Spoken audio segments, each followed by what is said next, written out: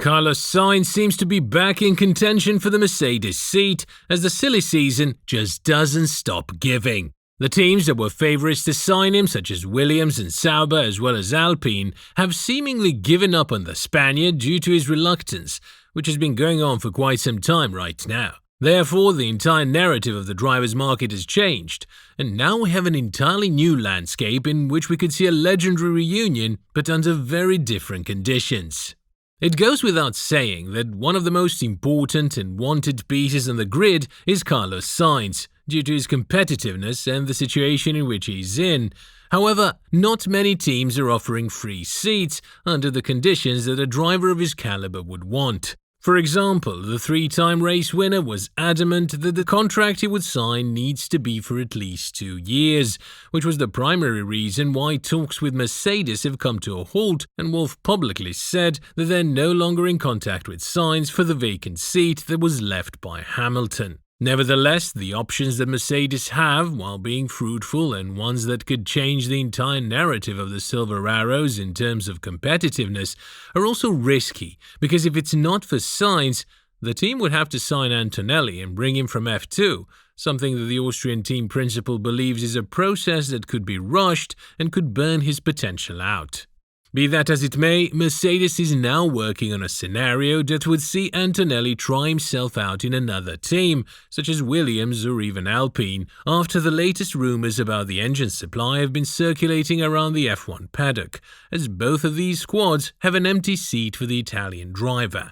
The question is whether or not they would want to commit to a driver that they know would eventually leave in a couple of years, despite him providing some solid speed and, quite frankly, a boost to their hopes of bringing themselves back in the midfield. Nevertheless, Sainz is back in business when it comes to signing with Mercedes, and with this in mind, it's safe to assume that Sainz doesn't want to give up on the podium and race wins fights regardless if it's for one more year in his career. After all, this could prove pivotal for the next venture, because if he manages to prove himself a lot better than Russell in the same machinery, then Mercedes might not be so willing to continue the collaboration with the Brit, a far-fetched scenario that we're suggesting could happen under some strange circumstances if Sainz is to join Mercedes after all. This is something that Craig Slater has reported on, and when talking about the entire situation, the renowned F1 reporter said that his opinion has also changed, as he previously reported that both sides won't come to agreement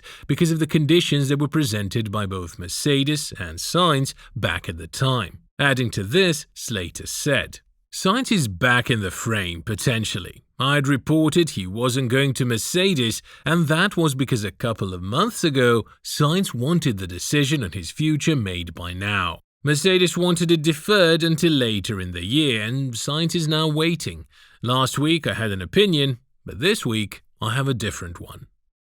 The entire market is held by Sainz's decision because there are other drivers who are waiting to see where they will end up if he doesn't choose Williams, Sauber or even Alpine, as the French manufacturer was eager to promote Jack Doohan from their academy, or even Mick Schumacher. But now that the availability of Sainz has become a real thing thanks to the return of Briatore to the team, anything is possible. Well, yes, all of these teams are currently in the back of the grid, but if Mercedes is to supply Alpine with engines, something that they're looking at with an open-minded view, then the French team could easily be in the midfield, and it would be beneficial for both sides as well. Aston Martin has left Mercedes without a customer as they signed a contract with Honda from 2026 onwards, and Wolff himself said that this move would make a lot of sense for the factory back in Brackley, both financially and data-wise. Whether or not Sainz would join the Silver Arrows, it's up for him and the team to say, as it would be very interesting to see which side would let off the gas pedal a little bit and settle for what would be an imperfect scenario for them at the end of the day. Sainz wants 2 years, Mercedes is definitely not giving those, knowing that Verstappen and Antonelli could be available at any given time, and the pressure is on Sainz to choose what he wants to do in his career.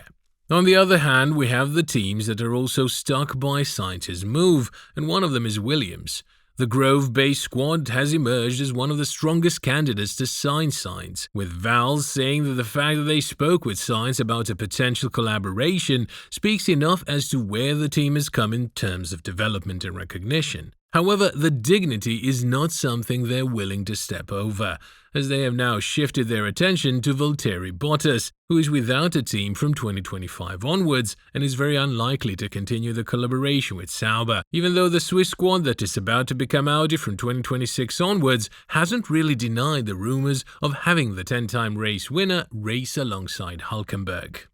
But a reunion between Bottas and Williams is the most likely thing to happen in the upcoming period, because both sides have expressed interest in each other, and it would be beneficial for Williams to use all of the technical knowledge that the 10-time race winner has. Williams are now in a very difficult period of not having enough finances to invest in upgrades due to the crashes that happened early in the season, and again it's primarily Albon who scores all of the points in the team, which means that they desperately need a strong second driver that would not only help Williams in the technical area, but also push Albon to be a better version of himself.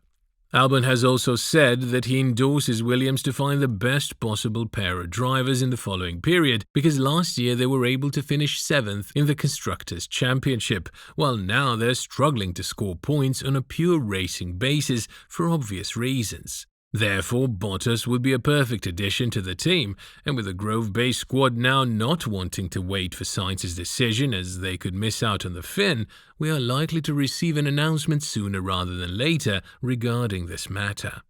The other pieces in the drivers' market have started to fall down in their own place, and with Ocon now the highest suspected candidate to replace Magnussen, who departed the team and won't be part of the American squad from 2025 onwards, there is just one more seat that we're yet to discuss, and that is Alpine. We can also mention Sainz here, because with the arrival of Flavio Briatore, the controversial figure who was banned from the sport back in 2008 due to the Crashgate scandal, the team has seemingly started to perform better and be in contention for scoring points in a much more frequent manner. Whether or not this has something to do with Briatore, that is up for the team to decide, but Sainz could be a great addition next to Gasly, because if you want to move forward with the progress, you need to have two extremely strong drivers, such as Gasly and Sainz. Not only would they push themselves to the absolute maximum, but they would also give profound data as to what the car needs and what it doesn't in order to make it the best possible version, even though the deficit that they have right now is mostly due to the ravaged conditions that the team is working in. But the French squad is likely to promote from within, and with Jack Doohan being available after having a strong season in F2 last year, it's safe to assume that he would be the perfect candidate for the seat. Antonelli could be considered as well if Alpine decides to ditch Renault and use Mercedes engines under the new regulations, but then again, this isn't a permanent fix for the drivers' lineup, and Alpine would have to wait for yet another silly season to sign a competitive driver who would stay for more than a year or two. We must not forget Mick Schumacher either, who has been doing quite well in the WEC Championship for Alpine, and it seems like the test that the team has been conducting with both Mick and Doohan would decide whether or not one of them is worthy of the seat. With all this in mind, where do you think these drivers will end up in 2025? Let us know in the comments below.